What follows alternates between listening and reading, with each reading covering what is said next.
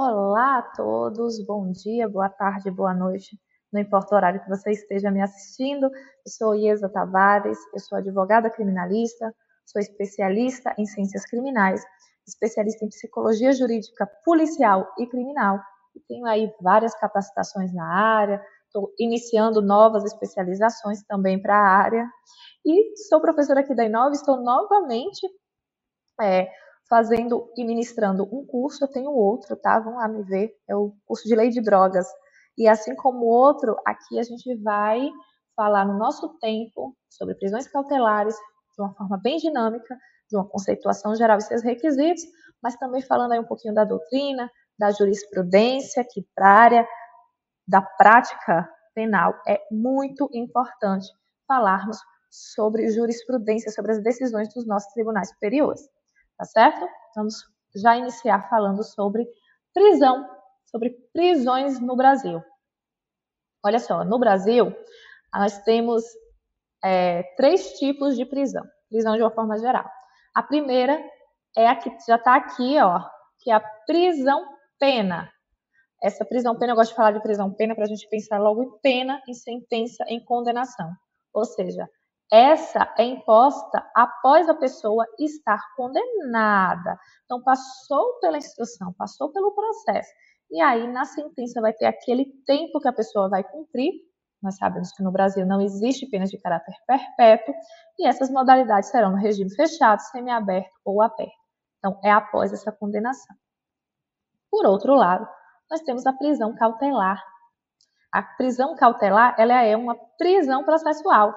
Ela é uma prisão que ela é decretada antes desse trânsito em julgado da sentença penal condenatória, com o objetivo de cautelar, ou seja, de ter uma cautelaridade social, de resguardar a sociedade, ou assegurar a eficácia das investigações, ou do processo criminal, enfim. E ela precisa ser provisória. O caráter dela é de provisoriedade. Por quê, gente? Porque ela vai durar durante o inquérito policial ou a ação penal, tá? Depois dessa ação penal, aí nós vamos falar sobre a prisão-pena. Antes, durante ou até no inquérito policial, a gente vai falar de prisão cautelar. E dentre essas prisões, nós vamos ter três modalidades de prisões cautelares no processo penal brasileiro: a prisão em flagrante, a prisão temporária e a prisão preventiva. E nós vamos falar das três. Eu vou realizar uma indagação aqui para pensarmos. Sendo essa prisão cautelar, ou seja, antes da sentença penal condenatória, ela tem compatibilidade com o princípio da presunção de inocência? A doutrina diz que sim, que existe uma compatibilidade. Até porque trata-se de uma medida de caráter excepcional. Essa prisão cautelar ela não pode nunca, jamais, ser usada como um cumprimento antecipado de pena. Não pode ser um fim satisfativo. O fim satisfativo é da prisão-pena, lembre disso, tá? Então, ela também não pode ser utilizada para satisfazer os interesses da mídia, para satisfazer os interesses da população que estejam muito indignados com determinado crime. Ela tem situações e motivações específicas em lei. E a gente vai ver aqui no decorrer que ela precisa desses requisitos para serem cumpridos e observados tanto na nossa defesa como durante a instrução pelas autoridades. Vamos iniciar com a prisão em flagrante, tá certo? A prisão em flagrante, o conceito dela nós vamos conceituar aqui como uma medida de autodefesa social. Eita, estou cortando a palavra. Mas essa autodefesa social ela vai ser caracterizada pela privação da liberdade de locomoção daquele indivíduo independente, ou seja, não precisa da prévia autorização judicial daquele que é flagrado durante o cometimento do delito ou momentos depois. Isso, inclusive, olha só, tem previsão constitucional no artigo 5º da Constituição Federal, tá? Diz o seguinte: ninguém será preso senão em flagrante delito ou por, já está até aqui escado quando eu estava preparando a aula, ou por ordem escrita e fundamentada de autoridade judiciária competente. É esse ou por ordem escrita que vai nos dar aquele start. Significa que tem uma divisão. tem o flagrante delito e tem a prisão por ordem escrita e fundamentada de autoridade judiciária. Ou seja, é independente de prévia autorização judicial a prisão em flagrante, certo? E existem espécies de prisão em flagrante, e são muitas espécies, mas a gente vai falar de cada uma delas para fixar seu conteúdo, seja na sua prática, seja em uma prova, seja nas suas aulas. Inicialmente a gente vai diferenciar aqui, ó, gente, o flagrante obrigatório do facultativo. Existe um flagrante facultativo, professor? Existe um caso em que esteja acontecendo o cometimento de um delito, naquele momento ou momentos depois, e não precise existir esse flagrante? Sim. A gente vai dizer que é ali onde qualquer do povo, é o flagrante feito por qualquer pessoa do povo, desde que ela não seja autoridade policial ou seus agentes. Aqui, nesse flagrante facultativo, não há uma obrigação. Não, caso a pessoa ela não faça, não há uma responsabilidade penal. Ali é o exercício regular de direito da pessoa fazê-lo ou não, é uma opção. É porque muitas vezes uma pessoa não está preparada para aquilo, não se sente segura ou confortável. Nesse caso, é a prisão feita por qualquer pessoa do povo. Eu, você, sua mãe, seu pai, qualquer pessoa pode. Pode. Agora tem a obrigatória. A coercitiva. Essa sim é a mais comum, é a que a gente conhece, é a que a gente sabe que é feita pela autoridade policial e seus agentes. Ali sim, ali em razão do dever de agir, o policial, a autoridade, eles têm a obrigação, tá? Eles têm que prender realmente se vem a pessoa naquela situação de flagrância, certo? Então, tanto um quanto o outro estão previstos no CPP, no artigo 301, falando sobre esse flagrante obrigatório ou facultativo. E dentro desse flagrante facultatório obrigativo, nós temos uma questão bem recente, que é válida a prisão em flagrante efetuada por guarda municipal? Nós sabemos que o guarda municipal é uma autoridade pública que tem ali o seu dever de salvaguardar o patrimônio público. Mas se ele vê uma situação de flagrante, é válida a prisão ou é ilegal? Olha, o STJ, e na verdade, assim, tanto na doutrina como a jurisprudência ampla, já fala que sim, é válida sim essa prisão efetuada por guarda municipal. Isso porque o guarda municipal estará dentro do facultativo. Olha, qualquer pessoa pode prender quem esteja em flagrante delito. Desse modo, não existe óbvio a prisão em flagrante realizada por guardas municipais e não há que se falar em prova ilícita. Existe sim uma discussão que nós não vamos adentrar, Seara, que é sobre se a guarda municipal está dentro da autoridade policial, se ela tem autoridade policial. Esse 2023, nós tivemos muitas discussões acerca disso, alguns entendimentos do STF, mas nós não vamos adentrar. Só que essa questão da prisão em flagrante é falando se é prova ilícita ou não, ou seja, se será descartado dentro do processo penal. E não, o guarda municipal pode sim efetuar um flagrante, ok? Vamos partir para os próximos e falar sobre a diferenciação do flagrante próprio, impróprio e ficto. Vamos começar com o próprio. O próprio que a doutrina chama de perfeito, real, verdadeiro. Esse é o que estava no nosso conceito anterior, que é aquela pessoa que acaba de cometer ou está cometendo a infração penal. E aí se considera em flagrante de delito quem está cometendo a infração penal ou acaba de cometê-la, de acordo com o artigo 302 do CPP. Eu tenho certeza que vocês estão com o CPP aberto, né, gente? Porque para vocês darem uma olhada aí. O que é esse flagrante próprio, perfeito? É o verdadeiro. É aquele em que o agente está cometendo, ou seja, ele está consumando, ali ele está perfazendo os atos executórios, ou ele acabou de cometer, ou seja, é um delito consumado, não serão mais atos executórios, são atos consumados. Esse é o flagrante perfeito, ou seja, é o flagrante que a gente espera, né? A pessoa, você vê uma pessoa furtando a outra, saindo correndo, ali existe a certeza visual da prática delitiva, ou você ou os policiais, eles estão vendo aquela prática. É o que a gente imagina que seria um flagrante. Esse é o perfeito.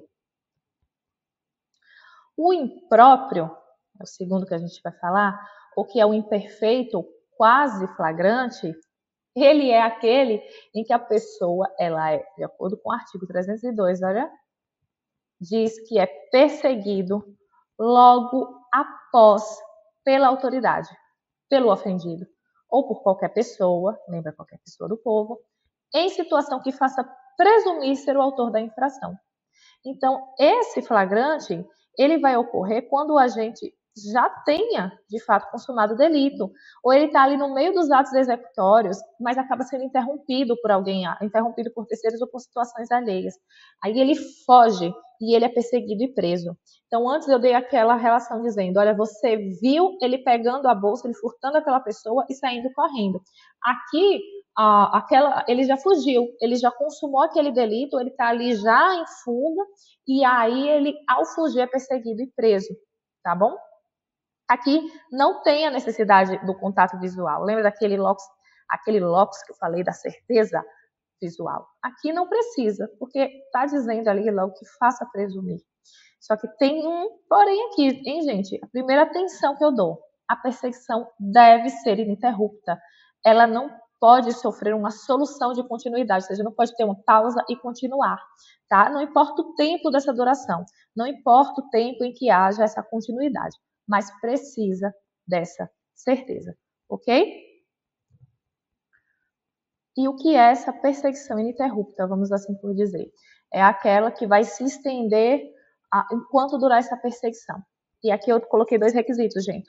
Gente, que é o seguinte: tendo o avistado, for perseguindo sem interrupção, embora tenha o perdido de vista. Então ali está continuando, tá? É interrupta.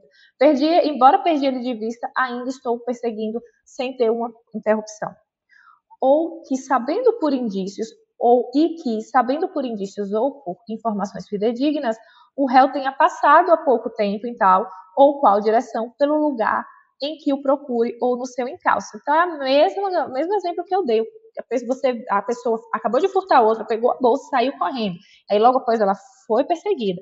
E ali não há interrupção. A pessoa vai, corre, vai atrás daquele. Pode até, embora ter perdido de vista naquele momento que aconteceu o crime, mas há uma perseguição interrupta. Ou sabendo por informações fidedignas que aquele réu acabou de passar. Olha, ele acabou de passar um homem aqui com a bolsa correndo nessa direção. Naquela direção ou o lugar que for, você vai ali procurando no encalço, tá certo? Para que haja uma validade nesse flagrante impróprio, existem determinados requisitos. E são 2 esses requisitos que eu coloco aqui. São o circunstancial e aquele da atividade. O circunstancial é através daquelas circunstâncias que ocorreram efetivamente aquele delito, aquela infração. Ou seja, ele tem que ser perseguido em uma situação em que se faça presumir com muita velocidade a autoridade daquele delito, daquela infração. Então, continuando o nosso exemplo, a própria vítima apontou aquela pessoa, apontou a ida para onde essa está indo, o local virou em tal esquina, voltou ao contrário, ou as pessoas da população, enquanto está ali havendo uma perseguição, olha, passou por aqui, eu acabei de vendo passar por aqui. Tem que haver realmente uma situação da autoridade, da presunção, tá? E a outra é uma que eu chamo de atividade, que é uma situação de perseguição. Ou seja, tem que ali ter essa atividade contínua e ininterrupta. Agora eu vou falar uma coisa para vocês sobre essa questão de atividade. Deve se demonstrar que é uma perseguição, tá? E é um tempo de perseguição legítima, como eu disse, sem continuidade, mas que haja uma legitimidade para que essa perseguição ela continue. Só que existe aquele flagrante de 24 horas. Vocês já ouviram falar nisso? Olha, são 24 horas para acontecer um flagrante. Para continuar essa perseguição, são 24 horas. Depois das 24 horas, deixa de ser flagrante. Eu já ouvi muito isso. Até quando eu estudava, às vezes até eu ficava ouvindo as pessoas falando sobre isso e dava uma estudada, uma pesquisada. Gente, isso é um folclore. Isso não existe. Não existe um prazo legal para a perseguição. Não existe essa questão de 24 horas. Enquanto houver condição de perseguição, pode haver flagrante.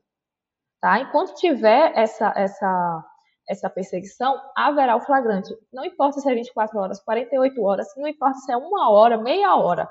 tá? Só precisa seguir os requisitos anteriores ditos. E o outro, que eu acabei não colocando no nosso slide, mas assim, é o espacial. Então, circunstancial de atividade, que é aquela situação de perseguição, e o espacial. Ou seja, a captura, essa situação de perseguição de flagrante deve ocorrer dentro do território nacional. Tá? Porque se o sujeito ele transpassa a fronteira, ele deixa de estar em território nacional, aí vai cessar a jurisdição do Estado brasileiro. E aí nós vamos ter que observar as regras do direito internacional para ver como são os tratados, como é a relação jurídica entre o Brasil e essa pessoa, e o outro país, né, que se transpassa.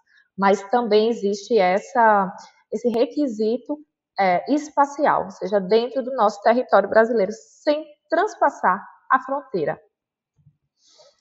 Vamos dar continuidade à nossa aula para os outros. O outro que nós já tínhamos dito que é o flagrante ficto, né? Que nós íamos diferenciar. Ou o presumido. Ou algumas provas falam sobre assimilado, mas em regra é o flagrante ficto ou presumido. Coloca presumido porque assim é mais fácil da gente entender. Está lá no artigo 302, novamente você está seguindo a linha lógica do artigo 302, e fala que é aquela pessoa que é encontrada logo depois com instrumentos, armas, objetos ou papéis que façam presumir, ou aí o presumido, ser ele autor da infração. Primeiro, atenção é que aqui não há necessidade de perseguição. O agente ele é apenas encontrado posteriormente com coisas que façam presumir sua autoria. E o que são essas coisas? É tudo isso que eu falei, né? São, sei lá, alguma arma. Então, vamos do nosso exemplo anterior. Ao invés de ser um furto, é um roubo. A pessoa, ele ameaçou aquela pessoa com a arma. Logo depois, que está aqui, bem logo depois, ele é encontrado com essas armas e objetos. Então, aquela bolsa que ele roubou com os objetos da pessoa, tá? O agente, ele é encontrado posteriormente e aí a gente indaga, assim, qual é a diferença entre logo após e o logo depois? Olha, a doutrina diz o seguinte, gente, não há diferença. Prevalece que não há diferença.